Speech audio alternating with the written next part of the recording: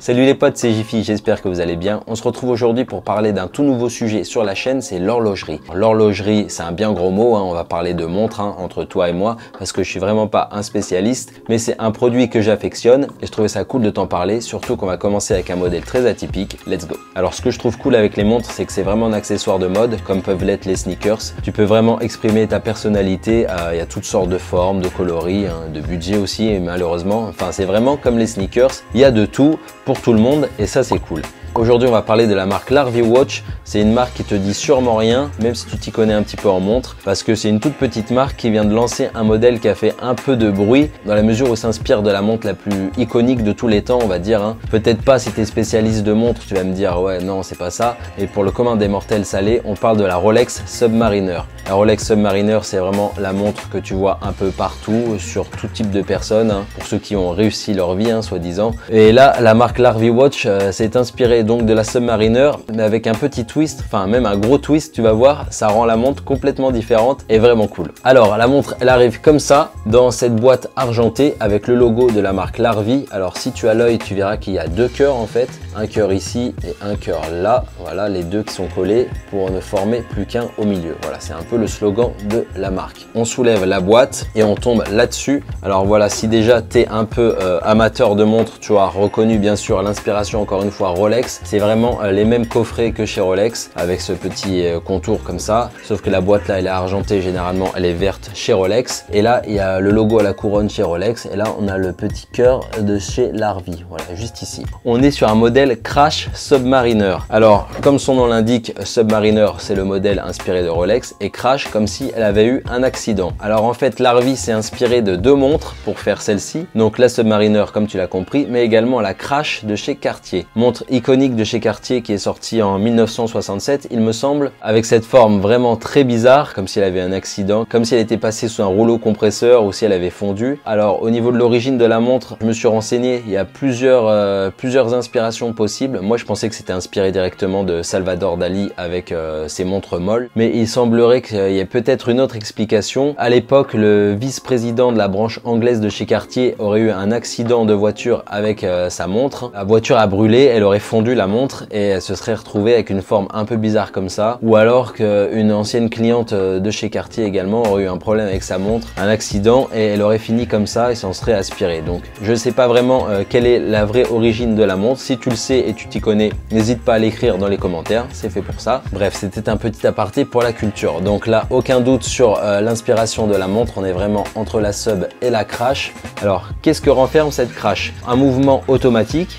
Alors la différence entre automatique et quartz, tout simplement, c'est que les montres à quartz, il y a une pile à l'intérieur. Et les montres automatiques, il y a un petit remontoir juste ici sur le côté. Tu remontes ta montre pour qu'elle puisse tourner en fait. Et donc quand elle s'arrête, tu as juste à remonter. Il n'y a pas de pile à l'intérieur, donc c'est assez pratique. En revanche, le mouvement qu'ils ont mis à l'intérieur, c'est pas ouf. On est sur un mouvement Miyota, c'est un mouvement d'entrée de gamme japonais. C'est pas ouf, pourquoi je dis ça? Parce qu'on est sur du plus 12 secondes à moins 12 secondes à la journée. Pour les amateurs de montres, normalement la montre elle doit pas se décaler, tu vois, elle doit vraiment rester pile à l'heure. Donc celle-ci sur quelques jours, si tu la portes par exemple une semaine, tu auras peut-être 1 ou 2 minutes de retard ou d'avance sur le temps classique. C'est des petites choses à savoir, donc pas très important, c'était pas un méga malade de montre, mais voilà, c'est juste à savoir. Au niveau des dimensions, on est sur du 40 mm ici et 45 ici, vu que la montre est déformée. Alors je pensais que ça serait plus gros en vrai en fait, et quand je l'ai vu, j'étais agréablement surpris parce que c'est pas si gros. Tu vas voir au poignet, moi j'ai un poignet de 17 cm.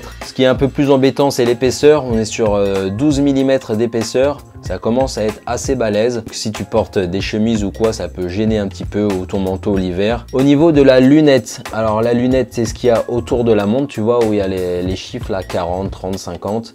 Alors sur la vraie Submariner, vu que c'est des montres de plongée, ça tourne en fait, pour calculer ce qui te reste d'air sous l'eau, en fait c'est à ça que ça sert. Là, ça tourne pas, c'est fusionné avec le boîtier. On a également une petite loupe sur le dateur pour mieux voir la date. Elle est pas très grossissante, je dois dire ça doit être peut-être deux fois et demi, un truc comme ça. On est sur une montre en acier, hein, boîtier acier, bracelet acier. Tu verras que le bracelet est constitué de mailles brillantes au milieu et mat sur les côtés. Elle est dispo en 8 coloris, donc il y a vraiment de tout, hein. On est vraiment dans l'inspi Submariner, donc il y a bien du acier classique comme ça, full black, avec de la lunette verte, du fond vert, aussi des modèles façon or, un peu plus bling bling. On retrouve le petit logo Larvi, tu vois, sous le midi, sous le triangle qui indique le midi, avec le slogan True Love Matters. Et également en dessous, on a écrit équation 1 + 1 = 1. On retrouve vraiment tous les codes de la Rolex, même le petit détail tout en bas, Made with Love,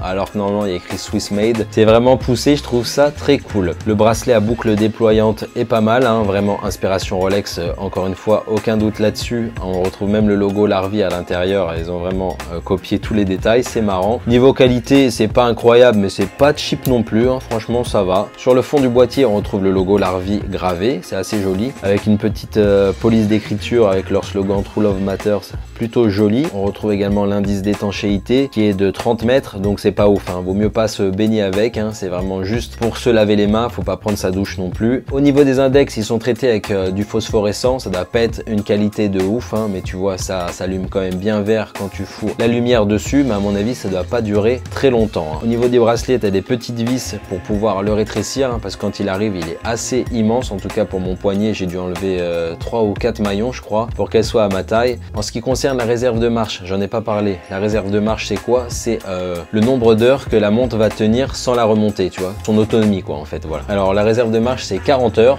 si tu la poses elle sera à l'heure pendant 40 heures et après elle va s'arrêter. Pour le prix, j'en ai pas parlé encore, elle se vend 420 $ sur le site de Larvi. Bon là c'est sold out, hein, tous les coloris. Si ça t'intéresse, n'hésite pas à rester sur le site ou à le mettre dans tes favoris pour voir s'il y a des restocks, parce que les gens la revendent, je crois, il y a des prix de ouf, ils sont complètement fous, ça reste quand même une montre assez bas de gamme, tu vois, juste marrante. Ils en ont eu chez Kiss Paris, voilà pour info. Je crois que c'est un des premiers magasins à la distribuer, donc si tu passes sur Paris, n'hésite pas à aller checker, peut-être qu'ils ont des restocks de temps en temps. Voilà pour cette première vidéo horlogère sur cette Crash Submariner de chez Larvi. Montre vraiment marrante avec ce twist vraiment fou. Montre qui fera sûrement parler si vous l'avez au poignet, hein. Je pense qu'en soirée, les gens ils vont venir vous dire mais c'est quoi ce truc? Ou alors juste les regards des gens, tu vas capter, genre s'ils captent, ils vont regarder, ils vont faire genre... Il y a un truc chelou là sur sa montre. N'hésite pas à me dire ce que tu en as pensé de cette première vidéo, hein, dans les commentaires, hein, si tu kiffes ou pas les montres, hein. Est-ce que ça t'a intéressé? Est-ce que tu trouvais ça chiant? Voilà, n'hésite pas à me le dire. Pour la suite, on verra. Bon après c'est ma chaîne, hein, je parle de ce que je kiffe. Et vu qu'on parle un peu de mode, streetwear, etc. Je trouve que la montre fait partie de la mode et c'est vraiment un accessoire à part entière. C'était cool d'en parler. Si tu me découvres par le biais de cette vidéo, n'hésite pas à t'abonner. Voilà, c'est Jiffy. Sur Instagram, c'est Jiffy. Et puis nous on se retrouve très vite pour une nouvelle vidéo. Ciao!